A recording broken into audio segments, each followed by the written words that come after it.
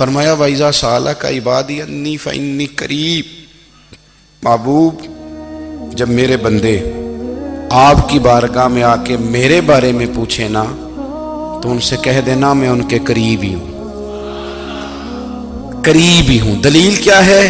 یہ جب بھی مجھ سے دعا مانگیں گے میں ان کی دعاؤں کو قبول فرماؤں گا، میں ان کے قریب ہوں، میں ان کے قریب ہوں۔ یہ جب بھی دعا مانگیں گے نا میں قبول کروں گا، میں ان کے قریب ہوں۔ اللہ تبارک و تعالیٰ کے بندے اللہ سے محبت کرتے، رب کی بارگاہ میں جھکتے، اس کو اپنے دکھ سناتے، اس کے پیارے محبوب صلی اللہ تعالیٰ علیہ وسلم کا وسیلہ لے کے اس کے حضور حاضر ہو جاتے، پیشانیاں سجدوں سے روشن ہوتی۔ ہم نا ہر چیز کے لیے وقت نکالتے ہیں، ہر چیز کے لیے، لیکن عبادت کے لیے وقت نہیں نکالتے۔ ہر شے آباد ہے، ہر شے، ہماری فیس بک بھی آباد ہے، واٹس ایپ بھی آباد ہے، ہمارے ٹویٹر بھی آباد ہیں، ہماری ہر چیز آباد ہے۔ سب سے کم آباد ہمارا مصلی رہ گیا ہے، سب سے کم۔ وہ لوگ اب ڈھونڈنے سے ملتے ہیں جن کی بغل میں مصلی ہوتا تھا۔ میرے بھائی آپ کتنا کو دنیا کے پیچھے بھاگو گے تھکا دے گی، کتنا دولت کے پیچھے بھاگو گے تھکا دے گی۔ آپ جب اپنی زندگی میں جمع تفریق کرو گے نا تو مرتے وقت احساس ہوگا کہ سارا کچھ تو لوگوں کے لیے کیا، اپنے لیے تو کر ہی کچھ نہیں سکے۔ اور ہم عبادت کے معاملے میں بہانے بازی بھی کرتے ہیں۔ ہم کہتے ہیں اوہو رزق کمانا بھی تو عبادت ہی ہے نا، تو میں حلال روزی کے لیے جا رہا ہوں، یہ بھی تو عبادت ہے نا۔ میری طرح کے لوگ کہہ دیتے ہیں کہ میں سویرے اٹھ کے مدرسے میں کچھ اسباق دیکھتا ہوں تو یہ بھی تو عبادت ہے، میں بیان کرنے کے لیے مطالعہ کرتا ہوں تو یہ بھی تو عبادت ہے نا، اتنے لمبے سفر کر کے ملک میں دنیا میں گھومتا ہوں تو یہ بھی تو میں عبادت ہی کر رہا ہوں۔ اب اسپیشل نفلوں کے لیے وقت کس طرح نکلے، اسپیشل کر کے تسبیح میں کیسے چلاؤں، میں سارا کچھ ہم بہانے بنا لیتے ہیں نا۔ میرا سوال یہ ہے کہ یہ ساری باتیں صحابہ کو، نبی کریم کو، دیگر لوگوں کو بھی تو پتہ تھی نا، لیکن آپ غور تو کریں 23 سال حضور کو وقت ملا، مختصر وقت ظاہراً تبلیغ کرنے کے لیے، پوری دنیا میں دین بھی پھیلانا ہے۔ گھر میں 11 ازواج ہے، 4 بیٹیاں ہیں، ان کی اولادیں، سارے کام کاج بھی دیکھنے، لیکن سیدہ طیبہ طاہرہ حضرت عائشہ صدیقہ رضی اللہ تعالیٰ عنہ فرماتی ہیں سارا دن تبلیغ کرتے، ہر غلام کے دکھ سنتے، گھر میں آتے تو اپنے گھر والوں کا خیال کرتے، کام میں ہمارا ہاتھ بٹاتے۔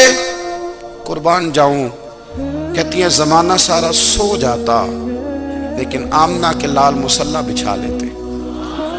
دنیا سو گئی، ساری سب سو گئے، جو خدام تھے، وہ جو غلام تھے وہ سو گئے۔ صحیح مسلم میں لفظ ملیں گے، سیدہ پاک فرماتی ہیں او میرے نبی کے غلاموں، میں نے یہ رنگ بھی دیکھا ہے کہ حضور نے اتنا کھڑے رہے، اتنا قیام کیا، اتنا قیام کیا کہ مقدس پیروں میں ورم آ گئے، سوج گئے پیر، اتنے بڑے۔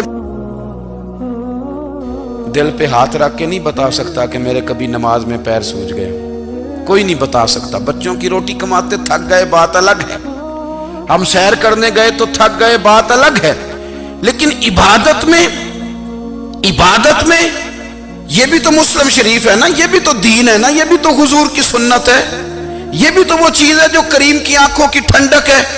سیدہ فرماتی ہیں پیروں میں ورم آ گئے، اور ساری رات ہی حضور نے نماز پڑھی اور ایک ہی آیت بار بار دہرائی۔ مسجد نبوی میں بلال حبشی نے فجر کی اذان دے دی اور حضور ابھی مصلی پہ تھے، کریم فارغ ہوئے، میں نے عرض کی یا رسول اللہ صلی اللہ علیہ وسلم آپ کے تو صدقے اللہ اگلے پچھلوں کے گناہ معاف کرے گا، تو آپ اتنی آہوزاری کیوں فرماتے ہیں؟ آپ تو شفیع ہیں، آپ تو انبیاء کے امام ہیں۔ تو حضور نے فرمایا عائشہ تم نے گنوایا ہے نا میرے اللہ کی مجھ پر کتنی رحمت ہے، افلا اکون عبدا شکورا، فرمایا اگر اس نے اتنی نعمتیں دی ہیں تو کیا میں اس کا شکر گزار بندہ نہ بنوں، میں شکر گزار بندہ نہ بنوں اس کا؟ پھر اگر اتنی نعمتیں اس نے دی ہیں، مجھے اتنا نوازا ہے، تو پھر میں اس کے سامنے سجدے نہ کروں؟ او میرے بھائی، بڑے قابل فخر لوگ ہیں ہم کہ ہم نبی پاک کے غلام ہیں، ہم قابل فخر ہیں کہ نبی کریم کے غلام ہیں، کیا کبھی اس غلامی کے شکرانے میں بھی 2 نفل پڑھے کہ یا اللہ تیرا شکر ہے تو نے ہمیں حضور کا غلام بنایا ہے؟ یاد رکھیں کہ اپنی روحانی زندگی کو آباد کریں، استغفار پڑھیں، تسبیحات کریں۔ حضرت عبداللہ ابن عمر رضی اللہ تعالیٰ عنہ حضرت عمر کے صاحبزادے ہیں، مکہ مکرمہ میں ان کی قبر ہے۔ میں نے جب انہیں پڑھا تو مجھے ان سے بڑا پیار ہو گیا، لیکن آپ کو پتہ ہے وہاں جا کے کسی شخص کا مزار تلاش کرنا یا پوچھنا ایک مشکل کام ہوتا ہے۔ تو ایک دفعہ میں مکہ شریف میں حاضر تھا، تو ایک گاڑی والا ڈرائیور مجھے کہنے لگا کہ مولانا میں آپ کو جانتا ہوں، مجھے آپ سے محبت ہے، ایک بات بتاؤں آپ کو؟ میں نے کہا بتاؤ۔ کہنے لگے حضرت عبداللہ ابن عمر کی قبر دیکھنی ہے۔ میں نے کہا یہ تو نہیں کہہ رہا، یہ کسی نے بندوبست کرایا ہے، یہ اللہ نے تیرے دل میں بات ڈالی ہے، یہ ہو گیا، تو لے چل مجھے۔ حضرت عبداللہ ابن عمر کو نبی پاک نے فرمایا تھا راجل صالح، یہ نیک بندہ ہے، یہ متقی آدمی۔ حضرت عبداللہ ابن عمر رضی اللہ تعالیٰ عنہ سیدنا فاروق اعظم رضی اللہ تعالیٰ عنہ کے صاحبزادے ہیں، اور ان کی ہمشیرہ سیدہ حفصہ رضی اللہ تعالیٰ عنہ حضور کی زوجہ محترمہ۔ ایک دن اپنی ہمشیرہ سے کہنے لگے کہ نبی کریم صلی اللہ تعالیٰ علیہ وسلم گھر میں آئے نا، اور اگر حضور غم امت میں پریشان نہ ہوں، طبیعت کو حشاش بشاش دیکھو، تو ذرا پوچھنا تو صحیح حضور کا میرے بارے میں کیا خیال ہے، پوچھنا تو صحیح کہ کریم کی بارگاہ میں میرا کیا مقام ہے، میرے بارے میں حضور کیا فرماتے ہیں۔ اب بہن کو کام بتائے، اور بتائے بھی بھائی، اور پھر بہن وہ کام نہ کرے، یہ تاریخ میں ہوتا نہیں۔ حضرت عمر فاروق رضی اللہ تعالیٰ عنہ کی صاحبزادی ام المومنین رضی اللہ تعالیٰ عنہ فرماتی ہیں کہ میں تو بس منتظر تھی، انہوں نے تو کہا تھا نا کہ اگر تم حشاش بشاش دیکھو تو بات کرنا، لیکن حضور تشریف لائے، میری باری تھی، میرے گھر تشریف لائے، کھانا پیش کیا تو فوراً میں نے عرض کی حضور ایک بات پوچھنی تھی۔ تو حضور نے فرمایا پوچھئے۔ میں نے عرض کی حضور میرے بھائی عبداللہ ابن عمر کے بارے میں آپ کا کیا خیال ہے؟ نوجوانوں میری بات پہ غور کرنا، میرے بھائی کے بارے میں آپ کا کیا خیال ہے؟ تو نبی کریم صلی اللہ تعالیٰ علیہ وآلہ وسلم نے میری طرف دیکھا، اور پھر حضور زیر لب تھوڑا مسکرائے، اور بریلی کے امام کہتے ہیں کہ حضور مسکرا دیتے تھے نا تو جو بڑا دکھی ہوتا تھا وہ بھی ہنس پڑتا تھا۔ اب سوال پیدا ہوتا تھا کہ پھر تو اس مسکراہٹ کے لیے انتظار کرنا پڑتا ہوگا کئی مہینے کہ حضور مسکرائیں تو رونے والے ہنسیں، تو اعلیٰ حضرت فرماتے نہیں، انتظار نہیں کرنا پڑتا، یہ مسکراتے رہنا تو حضور کی عادت ہے۔ جس کی تسکین سے روتے ہوئے ہنس پڑے، اس تبسم کی عادت پہ لاکھوں سلام۔ یعنی یہ تو عادت ہے حضور کی مسکراتے رہنا، اس کے لیے انتظار نہیں کرنا پڑتا۔ بھائیو آپ خیال رکھیں گے، غور کریں گے، حضرت عبداللہ ابن عمر رضی اللہ تعالیٰ عنہ کے بارے میں پوچھا تو سیدہ فرماتی ہیں کہ نبی کریم صلی اللہ تعالیٰ علیہ وسلم نہ زیر لب مسکرائے اور فرمایا حفصہ تیرا بھائی ہے تو اچھا، لیکن میں نے سنا ہے کہ عشاء کی نماز پڑھتا ہے تو فجر تک سویا ہی رہتا ہے۔ او نوجوانوں، 10 بجے تک سونے کی بات نہیں ہوئی، 9 بجے تک سونے کی بات نہیں ہوئی، 11 بجے اٹھنے کی بات نہیں۔ حضور فرمانے لگے میں نے سنا ہے کہ عشاء کی نماز پڑھ کے سو جاتا ہے اور فجر تک سویا ہی رہتا ہے، اسے چاہیے کہ تہجد کے وقت اٹھا کرے، اللہ کی بارگاہ میں حاضر ہوا کرے، آہوزاری کرے، سجدے کرے، عبادت کرے، اٹھتا ہے اور فجر میں جا کے اٹھتا ہے۔ حضرت جناب حفصہ رضی اللہ تعالیٰ عنہ کہتی ہے میں نے جناب عبداللہ ابن عمر کو پیغام دیا اور میں نے کہا میرے جوان بھائی سن، نبی پاک نے فرمایا ہے تو اچھا پر تہجد میں نہیں اٹھتا، نفل نہیں پڑھتا۔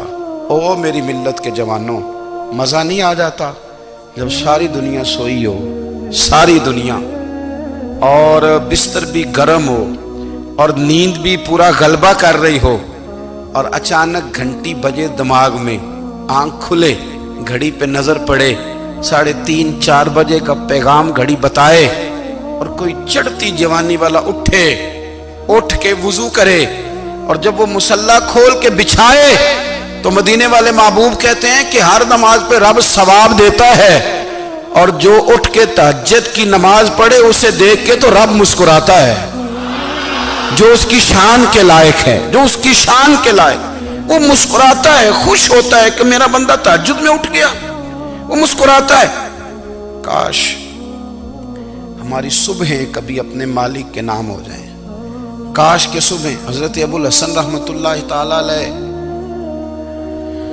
حضرت معاذ ابن جبل رضی اللہ تعالیٰ عنہ کے پاس بیٹھا کرتے تھے، فرماتے ہیں ان سے جو پیار بڑھا تو پھر میرا مصلی سے بھی بڑھ گیا۔ تابعی ہیں، فرماتے ہیں صحابی رسول سے محبت ہوئی تو ذکر سے بھی ہو گئی، پھر درود شریف سے بھی ہو گئی، محبت ان سے بڑھی تو پھر اللہ نے مسجد کا پیار بھی بڑھا دیا۔ آپ فرماتے ہیں کہ میری ہر وقت طبیعت چاہتی تھی کہ بس اللہ اللہ کروں، بس اللہ اللہ کروں، بس نہ میں ذرا تھوڑی جان چھڑاؤں لوگوں سے، کوئی 10 منٹ ملے تو میں کوئی 4 نفل پڑھ لوں، میں تھوڑا سا نہ بچوں لوگوں سے، اور مجھے تسبیح ملے تو میں نہ کوئی 400-500 دفعہ استغفار پڑھوں، سبحان اللہ، الحمدللہ، اللہ اکبر، لا حول ولا قوت الا باللہ، میں نہ تسبیحات پڑھوں۔ فرماتے ہیں کہ بچے تھے گھر میں 6-7، غربت تھی، کام ملتا کوئی نہیں تھا، اور میں کام چور نہیں تھا، کام ڈھونڈتا تھا، پر اللہ کی قدرت کے کام نہیں ملتا تھا۔ فرماتے ہیں کہ میں نے ایک دن اپنی اہلیہ سے کہا کہ آج میں پھر جاتا ہوں کام ڈھونڈنے، تو میری بیوی بڑی فرما بردار تھی، پر اس دن نہ غربت کے ہاتھوں تنگ آ کے کہنے لگی آج نانا کوئی تو چیز لے کے آیا، تو مجھ سے بچوں کی بھوک نہیں دیکھی جاتی، یہ سب روگاں دا روگ محمد جس دا نام غریبی، کنڈ بلا کے لنگ جاندے نہیں دوست یار قریبی، آج نہ کچھ لے کے آیا تو میں بچے لے کے چلی جاؤں گی۔ شیخ فرماتے ہیں کہ میں بڑا پریشان گھر سے نکلا، پر میں نے صبح سے لے کے زور تک کام ڈھونڈا، کام ملا کوئی نہیں، تو میرے دل میں خیال آیا چلو کام نہیں ملتا تو اللہ اللہ تو کرے نا، چلو بندوں کی مزدوری نہیں ملتی تو رب کریم کی عبادت ہی کرتے ہیں۔ فرماتے ہیں کہ میں نے نا فرات کے پانی سے وضو کیا، نہر کے، شدید دھوپ تھی، ساتھ ریت تھی اور ریت تپ رہی تھی، میں نے اپنا رومال وہیں مصلی کے طور پر بچھا لیا، اور فرماتے ہیں کہ زور سے لے کر عصر تک نماز پڑھی، دھوپ بھی پورے زور پہ، پر میرے سجدے کا ذوق بھی پورے زور پہ۔ فرماتے ہیں سورج بھی چمک رہا ہے اور رب کی عبادت کا ذوق بھی پورے زور پہ، میں سجدہ کروں تو پھر میرا اٹھانے کو جی نہ چاہے۔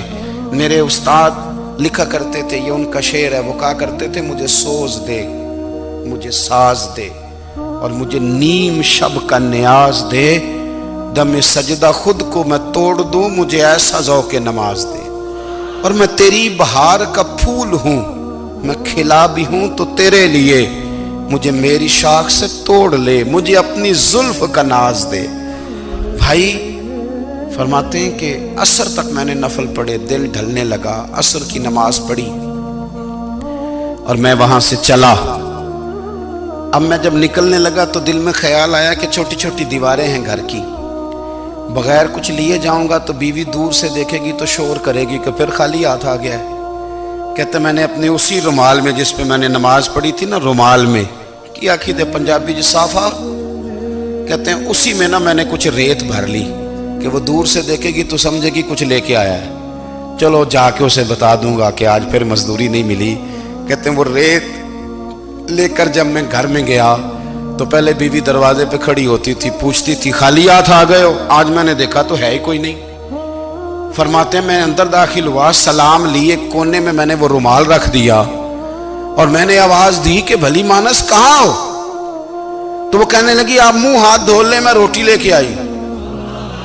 میں نے کہا روٹی کہاں سے آ گئی؟ یہاں تو کئی دنوں کے فاقے، تو کئی دنوں کی غربت ہے، یہاں تو اس گھر میں تو فقیری ہے۔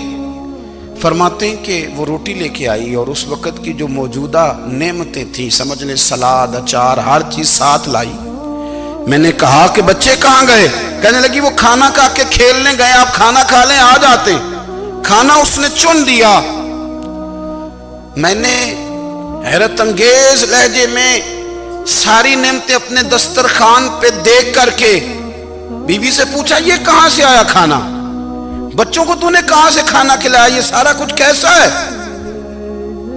کہنے لگی پتہ نہیں آج آپ کس کریم کی مزدوری کرنے چلے گئے تھے، پتہ نہیں کس کریم کی، میرے گھر میں تو اتنی نعمتیں آئی ہیں کہ مجھ سے سنبھالی نہیں جا رہی، اتنا اناج ہے، اتنا گندم ہے، کس کریم کے دروازے آج چلے گئے تھے۔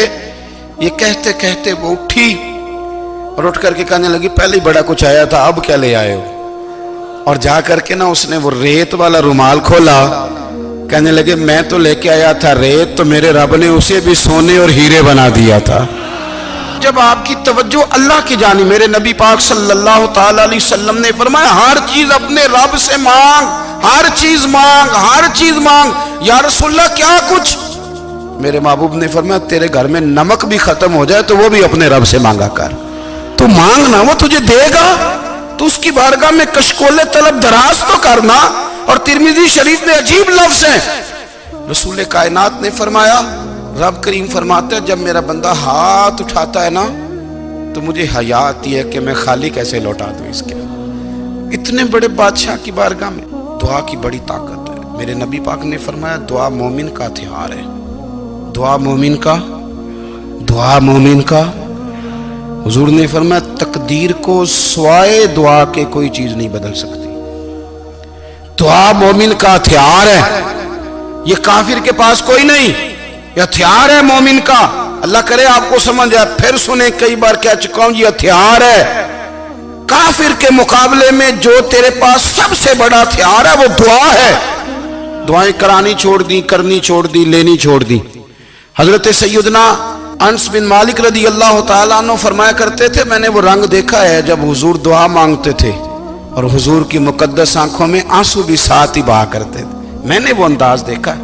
بھائی اپنا مصلی کا، عبادت کا، وظائف کا، اللہ اللہ کا سلسلہ اس کو مضبوط کریں، اپنی دعاؤں کے تعلق کو مضبوط کریں۔ دعائیں بڑے انقلاب برپا کر دیتی ہیں۔